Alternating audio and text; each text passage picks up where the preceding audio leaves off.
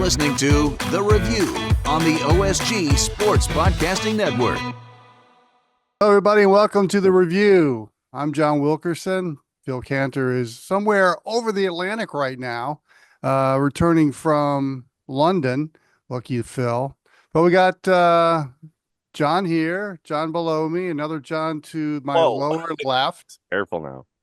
We're chock full of Johns. And I just And went a to the Marty. John. And a Marty, There you go. who's over to my left. Anyway, in my configuration. Anyway, as always, we talk college football here on The Review and kind of review what's going on, what went on Saturday, or in this case, Friday and Saturday, because we are in playoff mode. And before we start going over the games, guys, all the Twitter traffic I see and all over social media is about how the first round played out. So I've got a couple aspects I want to have a little discussion with you guys about the first round. Sure. The first thing is on-campus sites. I thought it was great to see college football on campus sites in late December and seeing weather being a factor like you saw in the NFL playoffs. I thought it was hilarious that Tennessee pretty much took over Ohio Stadium. That's a bit exaggerated. Bought tickets from Ohio State season ticket holders. But that's another discussion for another time. But guys, your feeling about having campus sites hosting the first round of the playoffs now that we're in playoff mode? Oh, that was awesome. There's no doubt about that. The only thing that's rough is it's right before Christmas. Here's your Christmas present. It's a ticket to an opening round college football playoff game. But I wanted a pony. No, you get no ham on Christmas either. No, you get tickets. You don't get a pony. Sly, what'd you think? Well, whether this was by design or not, we saw 4 elite level home sites showcased to the world. And having been to a couple of those, I mean, what an atmosphere for the first 12-team playoff, 100+ thousand stadiums in some of the highest profile places. Deliberate or not, hats off to everyone who made that happen. It was really a cool scene. Yeah, I mean, some outstanding fan bases, obviously Ohio State, Penn State, Notre Dame, which if you're going to lead off a new format at campus sites, what a better place. Can you think of a better place than Notre Dame Stadium with all that history? And then DKR, which I've always thought was a wine and cheese crowd when I've been to games there before, actually was a pretty good atmosphere. All the wine was in Texas, Alabama. and the weather was a lot better. Yeah, I mean it was fun to see how folks would react. And I think that you had 98,500 people that were there for Penn State and the other 1,500 that were there for SMU. And I know that we're going to get my heart goes out to those SMU pinky up. Speaking of the cheese and wine crowd, there was a luxury bus that didn't get there till like the partway through the first quarter because they didn't know that they were going out into the boonies. Well, it's like you fly into State College, and everyone was flying into State College that I needs a private jet. And so everybody was there, and so they apparently had to reroute a lot of the Texas private jets to Williamsport. What do you mean I got to get a hotel in Altoona? Where's Altoona? Harrisburg, Pennsylvania. Hello. Harrisburg. I've never heard of Gallitzin, Pennsylvania. Well, I have, but yeah. Yes. And the Ritz-Carlton isn't there either. No, they have Ritz, and there's a dude named Carlton. That's about it. Yes, absolutely. And he has 2 first names. Yes, and he's your Which is okay. They probably are used to that being from Texas. Yeah, and so they had to fly into Williamsport and take the bus. Now, what do you imagine? Sherwood Blunt. Sherwood. That's a pretty name. Sherwood. What do you imagine Sherwood Blunt is thinking as he's on a bus going from the Williamsport Airport, and I'm probably using the word airport somewhat loosely, might be Williamsport Landing Strip. Of course, I'm going to probably Google that in the break. but you're on a bus. When was the last time any of those SMU boosters were on a bus? I just want to see them stop at Sheets's. Hey, you guys going to the game? It's like they overtook a Wawa because they had to go to the bathroom or something. Yeah, the Williamsport Sheets is actually kind of nice. But and so is the Fairfield in Williamsport, which is right across the street. But having done that drive from Williamsport down to State College, there is a lovely Walmart on the way, but not probably not quite the 5-star accommodations they were looking for. Get my Williamsport High School T-shirt at that Walmart, man. Props to them on getting there. Pennsylvania. Yeah, you can see in honor of my wife's family wearing the Penn State garb today. So Oh wow, that's true. yeah, Nice. Now, Okay. the one thing we do got to bring up is all the complaining about SMU getting in there. Stop. Well, we'll get that Okay. to in a minute, but we'll kind of more big picture item here. We're moving on to the quarterfinals, which will be on the New Year's Six Bowls, basically neutral sites. I'm going to be interested to see what the atmosphere is going to be like at the various bowls. Yeah. That are hosting the quarterfinals and comparing that to the campus sites. Because after what I saw on the first round, I really think the College Football Playoff Committee needs to consider playing up until the finals on campus sites like the NFL playoffs. The atmosphere was tremendous. And I think it adds some value to the regular season because you're going to be wanting home field advantage throughout the playoff, right? So that adds a little more value to the regular season. That makes sense, but the sponsorship will never let that happen. No, not gonna. I understand that. But then if you think of the trickle down effect, and who knew that we were going to be talking trickle down economics here on the show? But think of if you take those teams and you move that next round to home site as well. And I know that this has been a crusade of both you and Phil here on the show.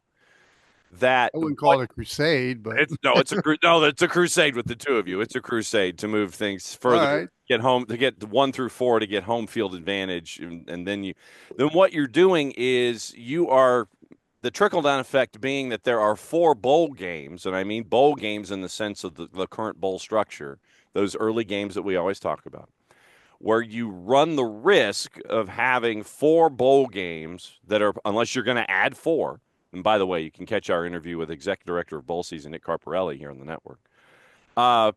You run the risk of having 4 of your bowl games in bowl season having 8 teams that are 5-7 in that bowl structure. I mean, right now we've got 6-6, and you might have the occasional 5-7 because of APR and what happened in Shreveport.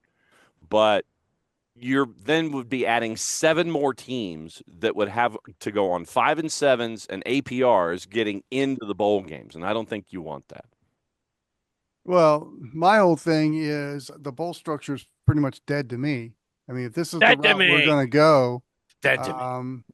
And I'm right now, after what I saw Saturday, as far as the atmosphere and playing these games in late December on campus sites, I'm off.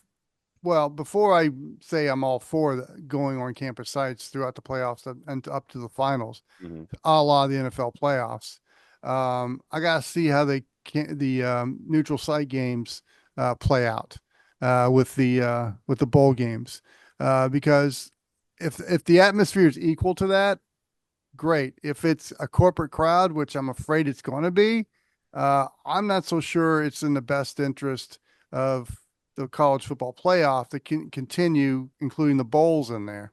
Nice. Do you want this, sir? Do you want this to happen? I am holding in my hands, for those watching the video version, a Marshall t-shirt that is a Radiance Technologies Independence Bowl t-shirt. Do you want more of this? That's what you'll be getting. That's what you'll be getting. That's my thought. Good on those kids for standing by their coach, by the way. Yeah. Yep.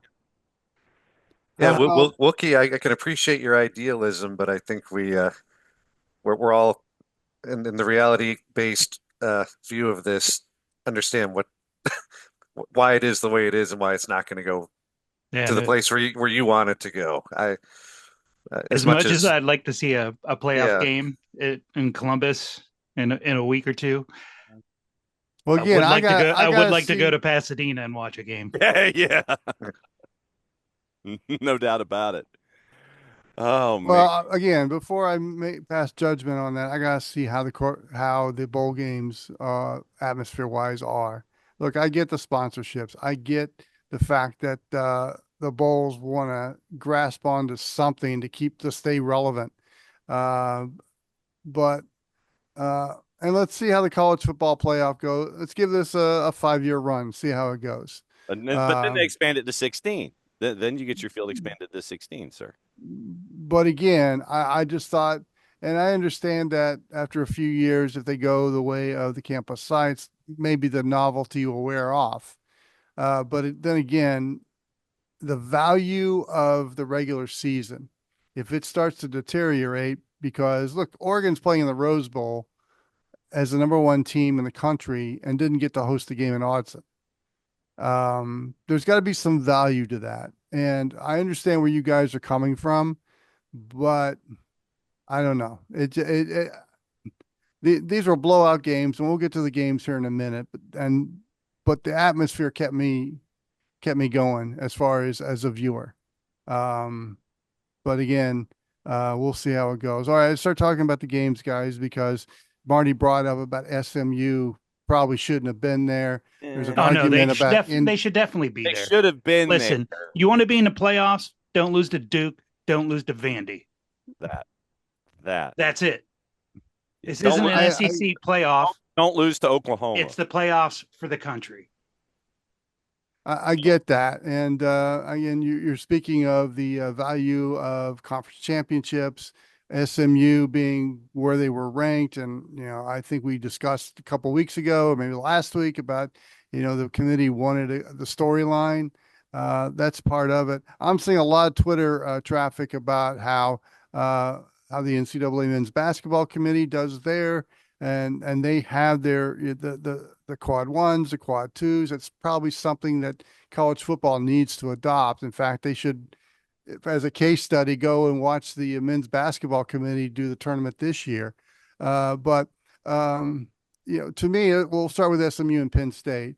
Look, Kevin Jennings made some awful decisions that just trickled down through the whole team, because I thought in the first quarter and most of the second quarter, They were the holding. lines of SMU were dominating Penn State's line. Yeah. And if they had scored on that first possession and not botched the fourth down play, Franklin goes probably full have been turtle. in a much different game. Yeah, the James Franklin big game curse would have came in. Oh, And then you threw 3 picks, 2 were pick sixes, and that, to me, the SMU team was just demoralized after that, especially at the third interception. Yeah, I think. yeah, so. but they showed at the beginning of that game that they belonged there. Mhm. They did. I agree. Now, momentum's going to change, and playoff teams are going to, someone's going to win, someone's going to lose. Mhm. This isn't a, SEC network highlights like ESPN wants. Oh, come on. Again, somebody's going to lose these games, and you can say they don't belong there, but the SEC is undefeated in dream scenario matchups if you read Twitter. But Mhm. enough already. Win your conference or shut up. Enjoy your bowl game. Well, I think part of it too is SMU being an at-large team, and the ACC being a 2-bid league. Yeah, but how I, many I losses does tweeted, SMU have? I texted out to you guys that I thought SMU was dominating this game, Mhm. and Yeah. if it wasn't for Kevin Jennings' his bad decisions, and Mhm. and sometimes you got to meet the moment, and he clearly couldn't meet the moment. well, having been to Beaver Stadium many times and seeing how the crowd can impact the game, I was really surprised that they didn't take the points on the first drive. Just if they had played that first quarter more conservatively, they would have been in it. And Lord knows how it would have gone. Instead, they allowed the crowd to get to be a major factor in the game and never recovered. Yeah, thanks. Just had it stuffed. Exactly. Yeah. Well, he had the first down. All he had to Yeah. do, Yeah. he had the first down. That's a That whole really different wasn't the ballgame. You issue. take The that. issue was he decided, hey, there's a guy open in the end zone when he wasn't. And so again, poor decision making, and you got to meet the moment when you can. But to your point, John Fox, yes, Penn State played slow and steady football and watched SMU throw up on themselves. And when they broke through offensively with a great drive and a score, it was done after that because they just demoralized SMU at that point. Yep. And again, they could have played SMU could have played conservatively, but that's not in their MO. And that's not how Rhett Lashley calls a game. That's not what got him there. Exactly. They played how they played to get them there, and poor decisions just killed them. Hey, but good on them. Great season for them. Mm-hmm. Now, what do you do for an encore? How do you build off of this? I think that's the next question for SMU going forward. Well, I think being in Dallas and having access to a lot of great players in Texas, if they can get them in school, well, does that matter anymore? I think they're fine, especially in the league they're in. They've got a talent pipeline they can tap into that really the other schools in the conference are just now probably discovering or have no clue about. So I think they're going to be fine. And Marty can attest to this. They got all the money in the world, right? Yeah. Hey, They don't have all the attendance in the world, but they got the money. just ask the dudes that had to land in Williamsport instead of State College. They got the money, just not the planning. Mm-hmm. Build off it. That's the next. Another team that failed to meet the moment was Indiana as they went to South Bend and lost to Notre Dame. The score isn't any indication of how close it was because it wasn't close. Oh, it was not. And a lot is said about Indiana and only playing two ranked teams and getting boat raced by both ranked teams. And that does leave a lasting impression on their season. But again, they're the epitome of you play the schedule that you play, and they did, and they had the type of year, but they just didn't have the horses to match what Notre Dame has. And I think Notre Dame is, I love how they've playing their best football in December and January. Yeah, Fair. again, we go back to Indiana still put up better numbers than Alabama did against Oklahoma. 6-6 Oklahoma. So again, if you're making an argument, Shush. Yeah, index finger to mouth. Sly, I'm reserving my comments just because of Notre Dame in general. Proceed. Well, Notre Dame has gone back to an old school approach that works for them, and yeah, Indiana can't match up physically with them, but I don't know if Miami would have gone in there and done a whole lot better. So, if they wanted Notre Dame, Georgia in the next round, they've got it. And so this is that to me might be the most interesting of the four, in spite of what Oregon, Ohio State brings. But we'll get to that one later in the show. I mean, just think about it. If you are programming a if you're programming a television series, your round 2 matchup in New Orleans at the Superdome 40 years ago, 41, I think. Notre Dame and Georgia. The only thing missing for this game in round 2 is Keith Jackson and Frank Broyles. God rest their souls. Both dead. And it would be great. But somebody with AI is going to try and find a way to channel that and bring that into this in some, somebody who has less. Well, Keith, I just can't believe how good this Georgia offensive line is. They're just hurting people. They're hurting people, Keith. Tate Rutledge coming in of the right tackle, making sure that the gain is 7 and not 4. Those you're going to have. That's what you're going to. I will guarantee you, somebody is going to take an AI program and apply it to this game. So on some channel, on some dude's YouTube, somewhere, or Twitch or something in new media, someone is going to have an AI output of the game that's being called at the Superdome on Wednesday, January 1st, in the year of Anno Domini 2025. And it will have the voices of Keith Jackson and Frank Broyles calling that game from the Superdome in New Orleans, Louisiana. Guarantee it. Yeah, it's Guaranteed. it's a classic matchup. Love it or hate it. It's Get in price is $138. that's pretty reasonable actually. Get in now. New Year's Day. I mean, That's close to face. New Year's Eve, New Year's Day, and you're the nightcap on New Year's Day in New Orleans. Georgia, by the way, is 1.5, 44.5. But I mean, $138 to get into that game right now as we're talking. Go, people. Go. Yeah. Now, the one thing, as a regular fan who's a normal middle class person, which game, in years past, if you wanted to go see your team's bowl game, that was one trip. Yeah. Can you afford 4 trips? Yeah. That's the hook here. Well, That's I didn't make that argument when we By- were talking by about the way- Tampa sites, but By the way, that's one of the reasons why I like get that. in Atlanta for the 4-5 matchup, the Peach Bowl. Texas and Arizona State. Get in price as we are talking, $1,740. $1,740 get in for Arizona State and Texas. By the way, Texas 2 touchdowns, actually 13.5. I'm sorry. I'm interested to see how much that one swings. And Texas advanced by defeating Clemson, which I thought was the best of the 4. You see how he steers it back to the games? You see Yes. That means I got to get us back on the road. No. But that to me was the best of the 4 playoff games. Clemson gave up a couple of really big plays to Texas, some chunk plays that led to scores that I think was the difference of the game in this one. But again, to me, this was the best of the 4. Yeah. Oh, yeah. Yeah, I think you're right. I mean, Clemson didn't have Phil Maffa. No. And, that could have helped things out offensively. You had your, I don't know how many times. And like I said, if this was your drinking game in this particular matchup, hearing about the rematch between Quinn Ewers and Cade Klubnik of it was a great storyline. Austin Westlake and South Lake Carroll.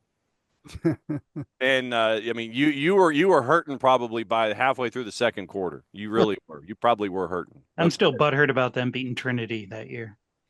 Yeah, but I mean, it's just Shout out to my nephew.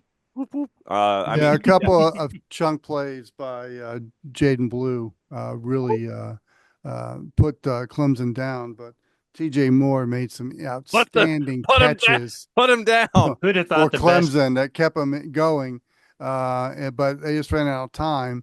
But if you don't give up those chunk plays, I think this is a classic football game. But it was the best of the 4, and Texas moves on to play Arizona State in Atlanta, where you'll need to take out a home improvement loan just to afford the tickets. Mm-hmm. Who would have thought the best SEC performance yesterday was from a Big 12 team? Exactly. That's a good one. Also, another reason why your team isn't in the playoffs. Mm-hmm. I haven't seen any new tweets from Lane Kiffin lately, by the way, after that game kicked off. Well, but when was the one? God, who was it? The Joel Klatt went after him. Yes. Yeah. Yeah. So That was Lane Kiffin. He said, "Go Vols," and then 21 points later, they were doing welfare checks to see if he was okay. He was still around. how is your computer, sir? Sir, are you there? So Marty, as the resident Buckeye here, Oh, here we go. impressions Here we go. of Saturday. Very happy. I was scared about the line. Speaking of welfare checks, okay, I'm an Ohio State homer. Did anybody else think that Kurt Herbstreit was having some problems? Like, one, he didn't seem to be able to count. Like, he said there was 40,000 volunteer fans there. Yeah. It's 100,000 in that stadium. And I'm like, there's a lot of Vols fans, but it's a spatter. There's that one section you could tell that the school owned, that they gave to the school. Yeah. That block was all orange. 5%ers, yeah. But I'm like, 20 tops. And then Ohio State's up 21 points and he's like talking all this negative stuff. I'm like, dude, did somebody kick your dog? I mean but here's something else that He was sounding like the lunatic fringe that he complains about. well, and it also this weekend also, Sly, gave everybody another excuse to consider to bring Alabama back into the discussion. I swear to God, it was a way to make sure that the program continued to generate. And That was by orders of Greg Sankey. oh, I'm sure, well, or somebody, or It just meant more to him. the programmers at the four letter, because you brought Alabama back into the discussion to continue the hate watching on another level. A team that's not even there, that had more losses than the average Bear, ends up getting discussed, so people hate watching what they're watching even further, Sly. Yeah, Paul Feinbaum can just hit the button and go. That's Oh. next week. I don't think he'll have any problem getting callers about Alabama. Call him now. He's all ears. A couple points about the various Legend. games. Correct me if you think differently, but I didn't think Clemson played that badly. And No, certainly, I agree. I yeah, totally agree. It was just a couple of chunk plays from Texas. That was the difference. and I agree with you on those sideline passes to Moore. I mean, Klubnik, those are pro passes and any day of the week. Just great stuff to watch. As far as Herb Street goes, Marty, he seems maybe he's so overworked on the networks that he's just gotten to a point where he's just completely done with talking about it, and he's irritable from having to Well, having to I be. mean, he did the I- NFL game on Thursday, then flew to South Bend, and from South Bend, where they went to Columbus, which is his home. I Now- guess he still lives there, right? yeah. Now for Nashville. He lives in he, Nashville. for those that don't know, he was butthurt that the Ohio State coaches didn't congratulate his son on getting an offer to Michigan. Why? Why? His one son's a walk-on there, so he's a senior tackle, and he was upset that coaches didn't come up and congratulate him that his son, who has no Division I offers, like not Ball State, not any MAC schools, not Kent State, not Akron, that Michigan offered him to be a backup to the $12 or $13 million Underwood kid. Who's going to do that? Like, he was doing interviews about that. It's like, dude, So his son was going to be the Jack Haley of Michigan football for salary cap reasons, waving the towel. yeah. He's But- ML Carr. Congrats to exactly. Michigan. I mean, that offering him a Some scholarship, garbage time. giving him a scholarship is a complete troll job. Oh, But, my, You know, I'm going to laugh if they got to play him though. oh my! But because then he'll probably He's a play- nice kid and he grew up an Ohio State fan, but I mean, he's He'll play- got no other offers. So I mean, that tells you what you need to know. He'll play in the non-con section of the schedule late in the fourth quarter, and the game's on B1G Plus. Yeah, because they might not have a third quarterback. And guys, Tennessee and Ohio State at the Horseshoe, and Texas and Oh, yeah. Clemson at DKR are one of my big arguments as to why you want to do it on campus sites, because that's never going to happen in the regular season. And seeing those blue blood programs playing each other on campus, especially Tennessee and Ohio State, I mean, Yeah. that was just Props to that those was Tennessee fans. close to Nirvana as you can get. They made the drive up there. They really turned out for college game day. Now, Ohio State fans are kind of tired of game day with, some of the people that are on that show. Oh, But I mean, the Vols fans made that drive. They turned out. Here's the difference between like a lot of other things. They were classy. They came. They had fun.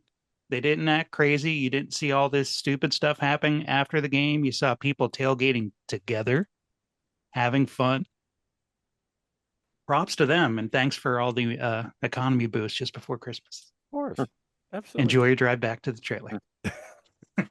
And Wilkie, you've been on this for a few weeks, and I am completely fascinated by because of the debacle that happened in Ohio State, Michigan, that allowed Ohio State, Oregon at the Rose Bowl, and the result of that game could feed right into what you've been talking about for weeks now about the lack of an advantage from being a 1 seed, and can cause a whole other off season of debate. So Oh, thanks there's for going to be debate no matter yeah, what. Oh, but yeah. that game in particular, because of you might have talent-wise, two of the top 5 teams in the country playing in the quarters, and the result will certainly cause a firestorm one way or the other. Get in price Great. $321 right now at the Rose Bowl.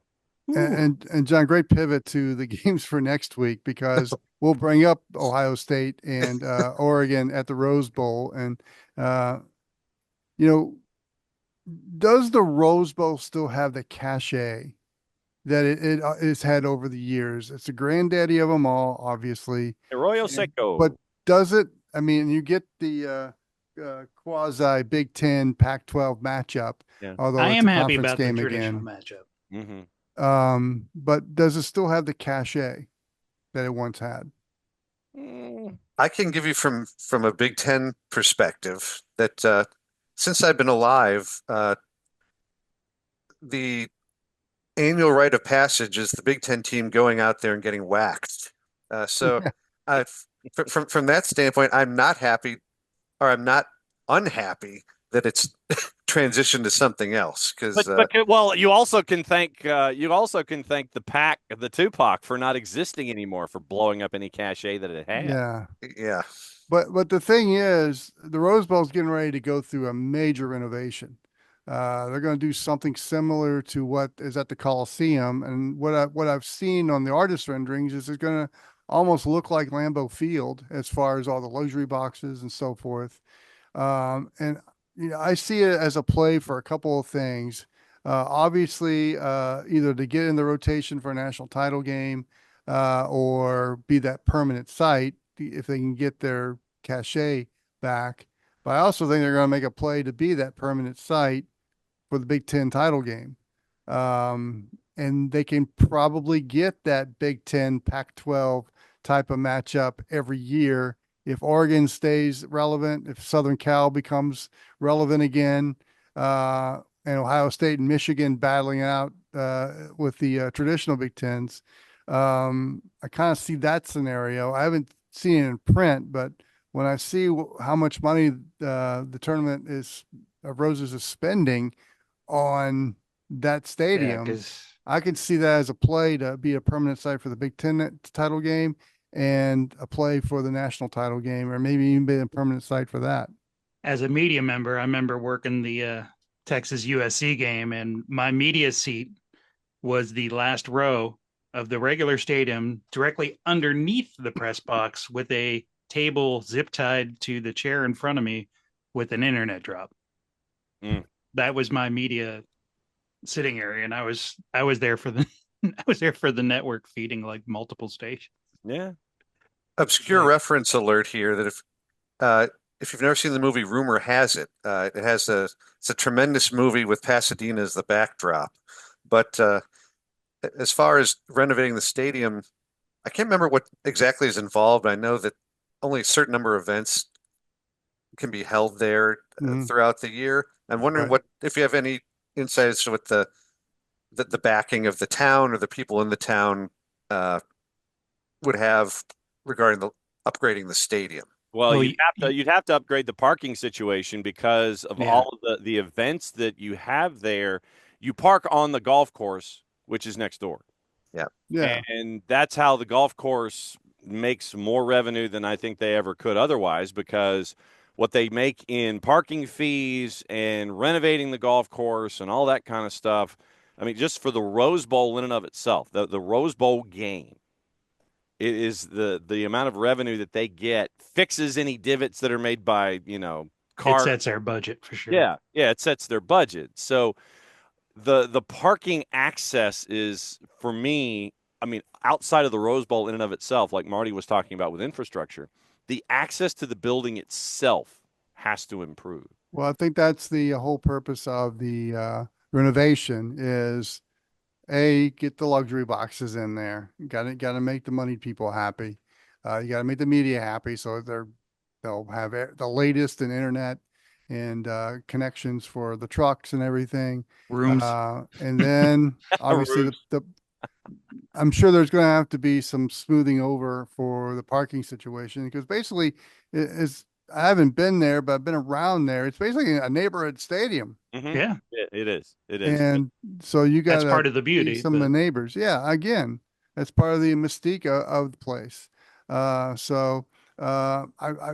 had a chance to read on some of that this morning or well, Been there, days ago. parked there. And but again, I think the game we get it 2.0 for this year, Ohio State, Oregon. It's a classic game at Eugene. Will we get the same type of game in Pasadena on New Year's Day? 2.5, 53.5 right now. Oregon State is an underdog in that. Oregon State. Sorry, Ohio State, OSU. I'm looking Oregon. Whatever. Shut up. Yeah, OSU a 2.5, 53.5. That's where we are right now as we're talking.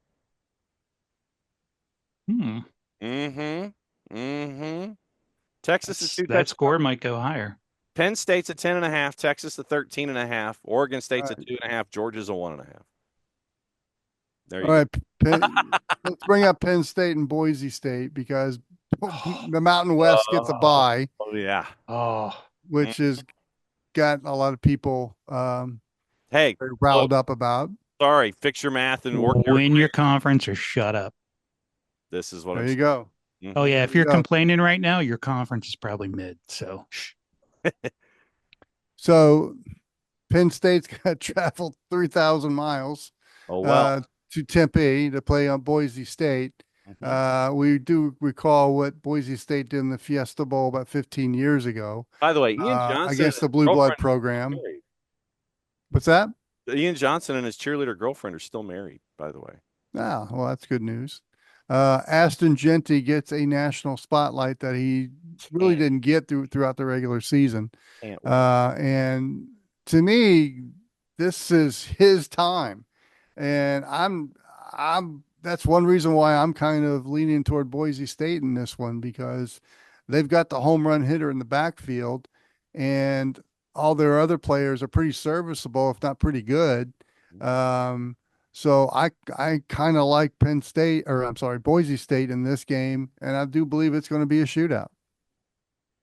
At the very least, I like Boise State the points. Mhm. They've probably been preparing for Penn State for a couple weeks now. They Yeah. have a lot of strength on things up their strength. sleeve for that. Plus, after Penn State's heist in '86 or '7 against Miami in the Fiesta Bowl, whenever that was, I think the Fiesta Bowl owes one back to them. I don't know if they. To me, there are a lot of things pointing toward Boise State in this game. Penn State surely doesn't play as well outside of outside of Central Pennsylvania as they do when they're in that bubble.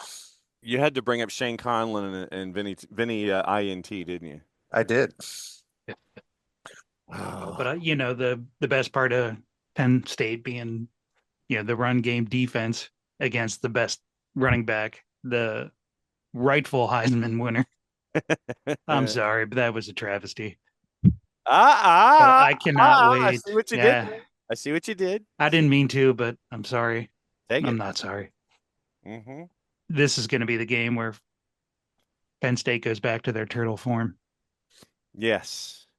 But I'm Well, Sly. of all the matchups, the quarterfinal matchups, this one's the most intriguing, and probably we have most of the eyeballs on. Oh yeah. Because you got Ashton Genty, who will break Barry Sanders' record, I'm pretty sure, during the game, and probably get close to 3,000 yards in the season, if all goes well for him. And then you've got the Penn State, which is a blue blood program, but under James Franklin is known to melt down in these type of games. So yeah, to me, this is going to probably have the most eyeballs on it because there's going to be the Genty curiosity and the fact they're going up against Penn State. But yeah, Sly, I'm with you. At the very least, take Boise in the points. Yeah. I mean, 10.5. I'm getting 10.5 with Ashton Genty. I'm running to my juice box purveyor with that 10.5 right now. I'm running to him. If it's legal in your state. Yes. And that's the thing. We neither condone nor endorse illegal juice box behavior. Just make Unless sure. you want to sponsor us, and Yeah. we'll get right behind you if you do. Yeah, exactly. And as long Now, as it checks cash. now let's go to a game that'll be a couple of miles away from John Nelson and I, the Peach Bowl between Arizona State and Texas. Get-in price is still $1,740. That has not changed during the show. Yeah, do we have a budget for us to go? No. You can tailgate. Yeah, I mean, you could We'll tailgate. That- We'll hang that- out with the Sun Devil fans. Yeah, I I think- can't be seen with Longhorn fans. Set up a tent at the varsity. Oh, Oh, yeah, there you go. There see, you go. I like that. I mean, We fear could do the the Lord. we could do the X from there. If I Fear if the- I didn't Oh. have to do a New Year's Eve broadcast here in DFW, I would be driving over there with my tent, and my little live streaming setup, and we'd be in that parking lot. Nice. Marty, I think you're coming down with something. It's going to be slow. I would try that if some of my coworkers don't watch this podcast. but Here's a fun fact. My grandparents' first date was at the varsity. Whoa. Well, nice. well, Very here's- nice. but as far as What the do you guided- have? I don't know. What do you have? What do you have? Not making a wiener joke. Not making a wiener joke. What do you As have? far as the get-in price, I'd certainly prefer tailgating, and even though it doesn't exist anymore, go to Jocks and Jill's on 10th Street for 5% of the price of getting into the game. Absolutely. But Oh. it should be a cool environment around the city anyway. Mm-hmm. I love the matchup Mm-hmm. because it's two teams that You don't just play like each saying other at Cam all. Scattaboo. Let's just go ahead and get that out there in the open. And he's going to get a national stage. I mean, people don't know about Cam Scattaboo. And then when you watch the Big 12 championship game, he's basically running over people, Run over stiff people. arming, and coming away with all these chunk plays against Iowa State, which was a pretty damn good defense. Uh-huh. And there's just nowhere to grab a hold of him. I mean, He was full Mike Allscott in that game. yeah, yeah. So I think it's the most different matchup that we're going to have in all these quarterfinal games. It is a true neutral site because it's 1,000 something miles from Austin, Texas, and 11 billion. almost 3,000 miles from Tempe, Arizona, playing in Atlanta, which is, let's say some really good college football fans live in the metro Atlanta area, Mhm. and we'll go to the game no matter what the matchup is. But I kind of like Arizona State in this game. I think they've got the proper parts to be able to pull off the upset. I'll take the chaos however I can get it. That's basically my bottom line. Yeah, I also want to This see is a chaotic game for you, sir. Yeah. I also want to see the whiners have the SEC get shut out. As an ACCer in this discussion, just give me the chaos. That's all I want. I don't want much. That's all I want. Seeing the speed that Texas had yesterday, particularly at running back, do you think that having the game on the fast track there in Atlanta helps Texas any more than it helps Arizona State? I think. Well, I mean, the surface itself is more of that spongy turf. It's the ground up radial tires, Oh, and so it's I think that as an intangible, Jimmy the Greek, I think it's a wash.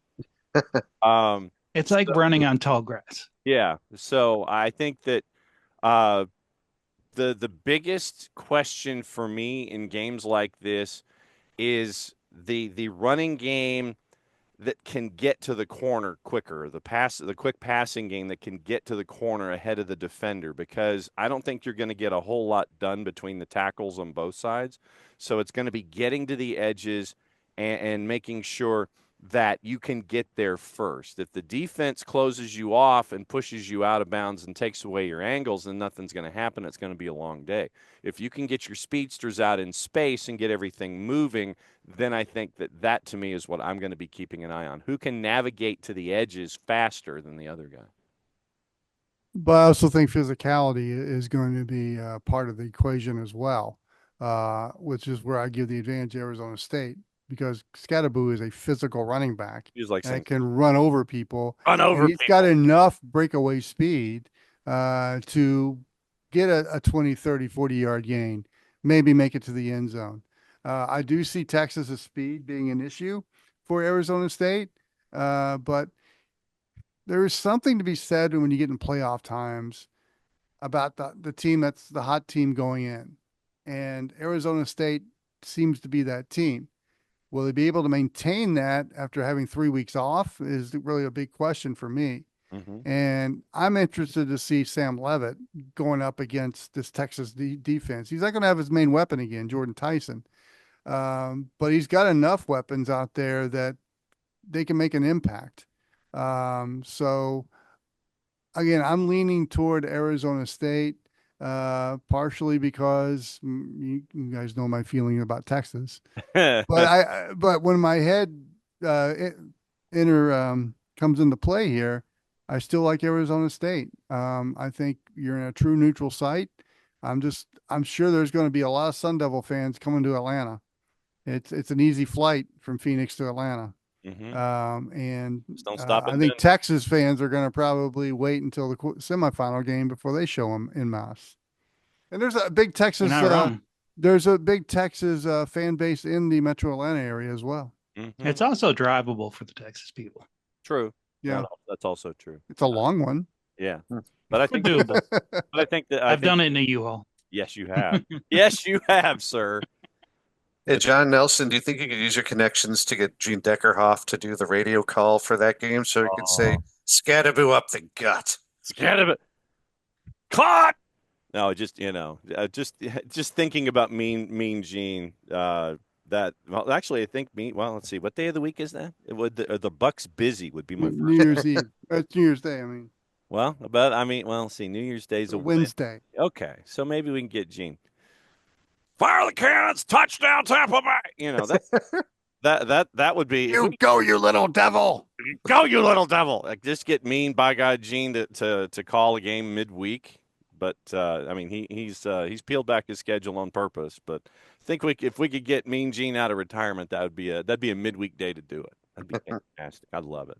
That would be. Fire the I would definitely be syncing up the radio call with the TV to fantastic. hear the great tones of Gene Deckerhoff. Call Mean Gene. Mean Gene, how much would it cost to get you? Oh, I'm fine. I'm good. I'm gonna watch like you. Even when you sit next to him, at a bar, I mean, he's on game mode. Oh, absolutely, absolutely, he is. No doubt. Pour me a cold one. Caught. I'll drink it. Not as much as he used to, though. By the way, No. that was a discussion that he had with the boss, and so he has peeled that back a lot.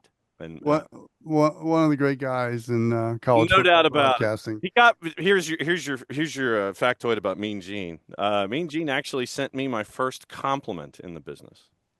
He actually sent a handwritten note complimenting me about my on-air work, and that was the first compliment that I ever got was from Mean Gene. And that has always stuck with me. And the rest is history. Yeah, exactly. Ancient history with this one. Absolutely true. All right. Written on parchment with Van Leeuwenhoek movable type. That's how long ago it was. All right. So we saved the classic matchup for last. Georgia and Notre Dame at the Sugar Bowl. Oh, I thought we were talking Dakota Marker. We've seen this before back in New Year's Day, 1981. Yeah. And around where John Nelson and I live, it's still talked about intimately.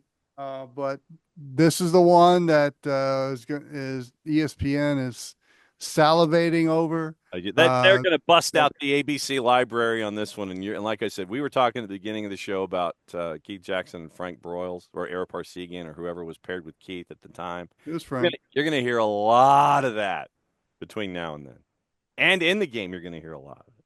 And they're going to dust off Buck Bellew, Herschel Walker, and that gang from the 1980 national championship team, and Terry Hogue and those guys. You'd be amazed to hear about all the Herschel Walker stories that we've got going on. That's just I'm sure. Gonna have a lot of Herschel Walker stories.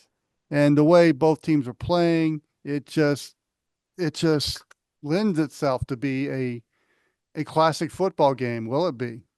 Talked about that Gunner Stockton. He's a good quarterback up there at Rabun County High School. Absolutely. It's going to be a grinder right now. What's the number? Hang on. It is Georgia 1.5, 44.5. Hmm. I'll take Georgia. I'll take Georgia too. I'm from the Midwest, but I want to see Notre Dame lose something fierce. They I'll go. take. They got a habit of dropping when they're in the spotlight. And I don't see that changing this year. 24-20-ish, Sly, you think? I was going to say I'll take the under. Okay. It just Hmm. that this seems like a knockdown drag out type of deal, Yeah, it does. style wise. Yeah, Okay. especially with the quarterback situation at Georgia right now. Mm-hmm. It may this may be a low scoring deal. Gunnar Stockton. Well, he's going to have 3 weeks to be the number one guy. Mm-hmm. But He didn't look bad when he got in the last game. he No. didn't look bad, but he made some poor decisions. And obviously, he's going to have. Obviously, the passing game was kind of the weak spot when he got in the game. But again, he's going to have 3 weeks, but he's going up against a stout defense that has a lot of speed and brings their safeties a lot. And he's going to see a lot of exotic defenses just to confuse the heck out of them. There's where I give Notre Dame an advantage, but I'm gonna have to go along with John and Marty here. I gotta go with the Bulldogs. No, I guess the SEC won't get shut out in the quarterfinal round. But and if they did, holy hell, will have to be paid. But I kind of like the Bulldogs in this one. No, yeah, I'm right there with you. Bulldogs. Let's see. So yeah, still $138. That has not changed since we've been on the air. Still Go. $138. Go. Notre Dame and Georgia. $138, New Orleans, New Year's Day. Go, people. Go. I'm trying to figure out why it's cheaper to see that game than Texas and Arizona State. Hey. Because they're trying to gouge people from Texas. That'll And Arizona market State. that'll market correct about halfway there. And Arizona State, because hey, you're here. Hey, you're here. You're in the quarter. Matthew McConaughey isn't buying tickets. He's getting a sideline pass, so you could probably bring those prices down a little. Yeah. Or was it the cost of building Mercedes-Benz Stadium that will? Well, I mean, it's also LEED, so it is an entirely green facility. So I mean, it's I think that it's a newness bias for Arizona State fans. Hey, you serious? You come on over. Yeah, come on. $1,700. What's it worth to you? And then you're going to see a lot of Texas money in that building. I think you are. You're going to see a lot of Texas money. Texas money. You're watching the review here on the OSG Sports Podcasting Network. John Wilkerson, John Nelson, John Fox, Brother Marty on your screens. If you're Nobody watching, can say Zarenko. Yeah, thank you. The only non-John here. John, yes. But I need to use the John, so Yes. Three Johns. All right, well, we'll speed this up a little Three bit. Johns and a non-John. That's your title for this week's show. We got some odds and ends here. We want to talk about. We briefly before we hit the magic red button, the record button, we talked about the 1AA playoffs, and we're in the finals for that, and we'll see Montana State and North Dakota State. Yes. The matchup everybody wants to see on that level, but I had to peel away from SMU and Penn State because it was over, and watch the Dakota Marker game between the Jackrabbits and the Bison at the Fargo Dome, because that was a great game. Fantastic game. Trey Lance's younger brother. Yep. Everything Lance circles back to the Bison. And they hardly mentioned that during the game. I know. They're brothers? What? Yep. It's yeah. So Austin Westlake and South Lake Carroll, drink your 1AA I was comparison. gonna say, did they say Lance more than Herbstreit said Lunatic Fringe? Yes. Probably. They probably did. We're gonna have a little ticker at the bottom. That. And of course, Montana State beat South Dakota in the other semifinal game, so they're in mourning in South Dakota right now. Touchdown, Tommy Malott, people. Yep. Touchdown, Tommy Malott. He's got a 4.0. If you consider yourself a football fan, watch that championship game. Yes. So I think they're the January 6th. I think they're Monday Night Football, I think, this year. I believe so, up in Frisco. Yeah, so they're at Frisco, and it's going to be Monday Night Football. And traditionally, it's been, an afternoon game or what have you. This time around, it is Monday Night Football, January 6th from Frisco, Texas. It's going to be a hell of a game. Good It'll luck. be the last football game there, I believe, until they complete their renovations. They're doing check out the FC Dallas website to see what that stadium's going to look like. But they're going to do a nice little upgrade of. It's a fun place to go see a game. If you're in the area, go. Get in You'll price. see rabid fans. $194 is your get-in price right now. For the 1AA And, title game? Yeah. Get-in price of $194 at Toyota. You're going to see two teams that both deserve to be where they're at. Exactly. That won every game to get where they're at, Mm-hmm. and they're both deep. Yes. You like football, watch that game. Yes.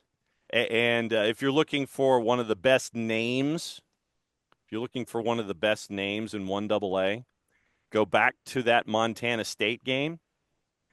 Wide receiver, the main target for touchdown Tommy Mellott, Taco Dowler. That's better than I think he graduated, Luigi Villan. Yes, because he took his bags with him. Could he have played with Ham Jones? Yes, and Lamb Jones, sir. Yeah. And Jam Jones. Yes. Yeah. So Although- Jam Jones and Taco Dowler. That's what Yes. we're getting here. We need him and hang out with Hero Canoe from Ohio State. There you go. 5'9", 175, sophomore receiver, 10 touchdowns on the season from touchdown Tommy Mellott, leading receiver for Montana State in the semifinal. Oh, I also got to give a props for the big man touchdown with Florida. The Gators, I 400 pounds. can't do it. Not gonna do it. Not No. gonna do it. Can't do it. I don't know who took that picture of the handoff, but they had the perfect angle, and it was just beautiful. You couldn't see the stands behind him. You couldn't see the football either. Nope. I thought I saw the football, but that was his belly coming out. Yes, but I cannot recognize any kind of an offensive output from the University of South Georgia Gainesville campus. Can't do it. Not gonna. And congratulations to Ferris State in Division II for putting up an early number on Valdosta State and cruising to the D2 title in McKinney, Texas, by the way, home of the Division II championship game. What you're talking about, especially with the 1AA, is if you're paying attention out there, you can see some really good football. Damn right. And Marty, I know this is a ridiculous reference, but if you're going to go there with Kirk Herbstreit, that lunatic fringe, you might as well nickname him Red Rider and Yes. and call it a day. Yes. And by the way, between now and the time that we reconvene, we actually do have football on a budget. Thursday, Boxing Day, 2 o'clock, Ford Field, Detroit, Michigan, Pitt and Toledo. Marty, get your cup ready. Pitt 6.5, your total 51.5. Get in price for the Game Above Sports Bowl, $3. Ding, ding. Whenever your cost to get in is less than the spread, Yeah. you gotta go. Well, and close, by the way, later that evening, 9 o'clock Eastern time, from Hancock Whitney Stadium in Mobile, Alabama, where Bowling Green State University is 7.5, 52.5 as they play Arkansas State in something called the 68 Ventures Bowl. 68 Ventures, and they got no problem. This is definitely not one of the 68 ventures you want to go on, but Well, get in price for Ark State and Bowling Green, $10. Ding. first of all, By the end of the Pittsburgh- week, it's going to be 6-8. Absolutely. Yeah, 6 to 8 Ventures. First of all, Pitt 6 to 8, and 2 Toledo in Detroit. Mm-hmm. Yeah, Action strikes back in the postseason still. damn right. I can see why it's $3. Hmm. But I'd go I'd go. because I'd go say hi to Pat Narduzzi. Absolutely, I would go. Absolutely. I'd take Detroit over Mobile. Hey, Mm, I think I'd have to go I with live up Mobile here, over so- Detroit. It depends if you're driving your car or a there's rental some- car in downtown There's some Detroit. look, Sly, there's some partying that goes on in Pensacola and Mobile now. Yeah, There's Yeah. some party. There's some weather's party. nicer. Maybe I'm just scared to death going One across the slightly Mason-Dixon less line. dangerous. Careful, Yeah, careful now. ASU fans are pretty friendly. No, I mean, Don't yeah. know much about Bowling Green fans. Well, that was wait. Where was it that J-Dub almost got arrested? What stadium did he dive into and have to hide from the young security officer? He had to hide behind the ice We machine. need a special episode for that story. Yeah.